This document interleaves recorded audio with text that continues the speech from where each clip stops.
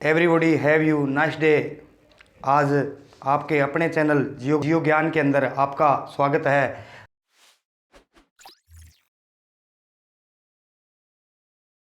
तो आज अपने जियोग्राफी के अंदर पढ़ेंगे पृथ्वी की गतियों के बारे में। पृथ्वी की गतियों के बारे में आज अपने पढ़ेंगे, जो कि हर कंपटीशन के अंदर इस टॉपिक से एक दो क्वेश्चन ज़रूर उठाए जाते हैं। ठीक है, तो अपने शुरुआत करेंगे पृथ्वी की गतियों के बारे में। ठीक है, तो पृथ्वी कितने प्रकार की गति करती है? अभी पृथ्वी करती है दो प्रकार की। कितने प्रकार की? दो प्रकार की गति करती है। अभी कितने प्रकार की? दो प्रकार की। पहला है घूर्णन। पहला है घूर्णन, जिसको बोलते हैं रोटेशन या बोलते हैं परिभ्रमण।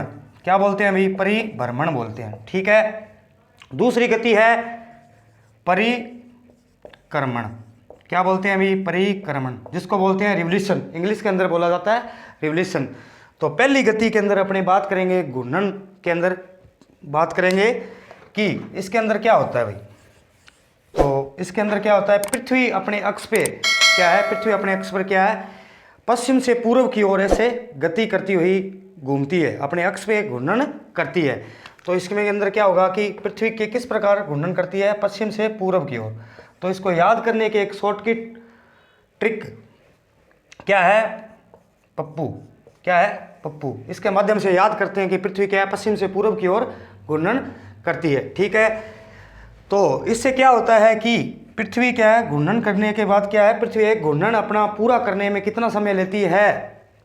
वैसे तो अपने नॉर्मल भाषा के अंदर बात करें या नॉर्मल बात करें तो 24 घंटे के अंदर पृथ्वी अपना एक घूर्णन पूरा करती है। अगर इसका ऑथेंटिक टाइम देखा जाए तो 23 घंटे 56 मिनट और 4.09 सेकंड के अंदर क्या है? एक अपना घूर्णन या एक अपना चक्कर पूरा करती है। ठीक है, घूर्णन से क्या होता है अभी? घूर्णन से क्या होता है? अगर आपसे पूछ लिया जाए पृथ्वी की घूर्णन कर रही है पृथ्वी, तो अगर इसे आपसे एक क्वेश्चन पूछ लिया जाए कि पृथ्वी गति सर्वाधिक कहाँ पे होगी? ये अपनी पृथ्वी है भाई। अगर इस पर पूछ लिया जाए घूर्णन करती है पृथ्वी अपनी स्थान पे, तो इसकी सर्वाधिक गति कहाँ पे होगी? 0 डिग्री पे होगी या नॉर्थ पोल या इन पोलों पे होगी? ये बताओ।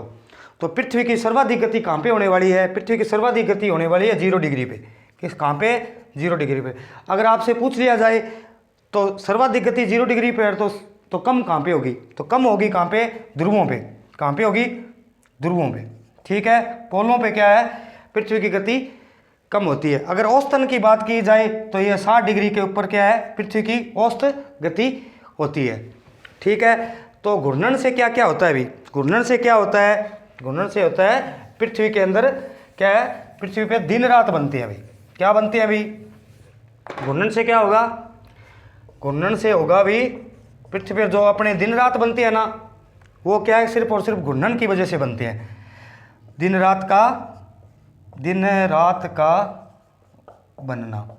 ठीक है, बनना। दूसरा पॉइंट है कि ज्वार भाटा की स्थिति के अंदर परिवर्तन। अपकेंद्रीय बल और क्या है? गुरुत्वाकर्षण बल पे भी प्रभाव कहीं न कहीं पृथ्वी के घूर्णन के कारण भी पड़ता है। ज्वार भाटा पर भी प्रभाव इसका देखने को मिलता है। और तीसरा है कि पवन और समुद्री धाराओं के दिशाओं के अंदर विक्षेपण। पवन और समुद्री धाराएं ना जो, उनके अंदर विक्षेपण दिशा के अंदर क्या है? विक्षेपण पाया जाता है। विक्षेपण पाया जाता है कहाँ पे? दिशा के अंदर। जो क्या उत्तरी गोलार्ध के अंदर उत्तर की ओर मुड़ जाती है और दक्षिणी गोलार्ध के अंदर उत्तरी गोलार्ध के अंदर क्या हो जाए? दाईं ओर मुड़ जाती है। ठीक है, और दक्षिणी गोलार्ध के अंदर मुड़ जाती है बाईं ओर, जिसकी एक ट्रिक है उद्दा दब्बा। अगर उद्दा की बात की जाए तो उत्तरी गोलार्ध या नॉर्थ गोलार्ध के अंदर दाईं ओर मुड़ जाएगी और दक्षिणी गोलार्ध के अंदर ये क्या है? बाईं ओर मुड़ जाती है। ठीक है, तो ये था अपना घूर्णन के अंदर इतनी चीज़ें। ठीक है, अब अपने बात करेंगे परिक्रमण के बारे में। ठीक है, पृथ्वी परिक्रमण से क्या होता है और किसके चारों ओर पृथ्वी परिक्रमा कर रही है? अभी परिक्रमा आपने देखा होगा। ये क्या है? सूर्य। सूर्य क्या है? एक स्थिर है जो कि ब्लैक होल के चारों ओर ही चक्कर लगाता है ओनली। और क्या ये क्या अपनी पृथ्वी है भाई? पृथ्वी सूर्य के चारों ओर परिक्रमा कर रही है। ठीक है, परिक्रमा करते हैं। जैसे मंदिर है, मंदिर के अपने चारों ओर नहीं करते क्या परिक्रमा, उसी प्रकार पृथ्वी क्या सूर्य के चारों ओर क्या है परिक्रमा कर रही है भाई, एक निश्चय कक्ष के अंदर। ठीक है, जिसको दीर्घ वर्त बोलते हैं या अंडाकार वर्त बोला जाता है। तो ये से परिक्रमा कर रही है। ठीक है, इसके अंदर क्या होता है, इसके अंदर यह होता है कि पृथ्वी अपनी परिक्रमा करने में 300 कितने दिन लेती है, 65 दिन, या एक वर्ष के अंदर पृथ्वी सूर्य के चारों ओर ये चक्कर पूरा करती है।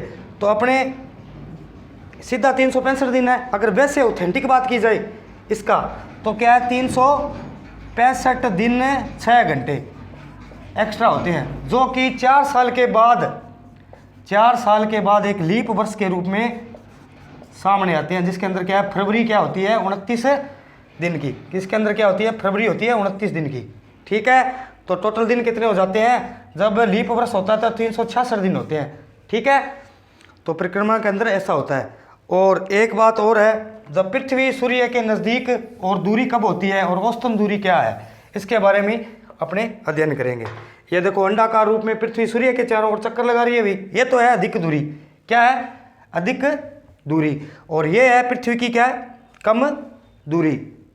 तो इस अधिक दूरी को क्या बोलेंगे भी, ऐसे अधिक, ऐसे, और ये क्या कम दूरी है उसको बोलेंगे, इसको तो बोलेंगे देखो उपसौर नहीं अपसौर बोलेंगे। ऐसे अधिक, ऐसे अपसौर, और कम दूरी है उसको बोलेंगे उपसौर भाई। ठीक है, क्या बोलेंगे, उपसौर। अब अपनी बात करेंगे अपसौर के बारे में।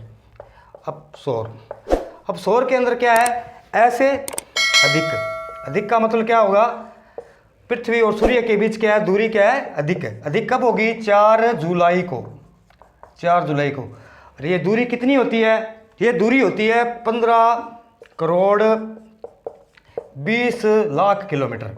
ये दूरी कब होती है, अपसौर के दिन पृथ्वी और सूर्य के बीच दूरी होती है 15 करोड़ 20 लाख किलोमीटर। ठीक है, और अपसौर के अंदर दूरी कितनी होगी, 15 करोड़ 20 लाख। और अपने बात करें उपसौर की, अपने बात करें उपसौर, ये कब होता है भी, ये होता है भी 3 जनवरी को। कब होता है, 3 जनवरी को। तो इसके अंदर दूरी कितनी होती है, इसके अंदर दूरी होती है 14 करोड़ 70 लाख किलोमीटर। ये दूरी होती है लाख किलोमीटर, 14 करोड़ 70 लाख किलोमीटर।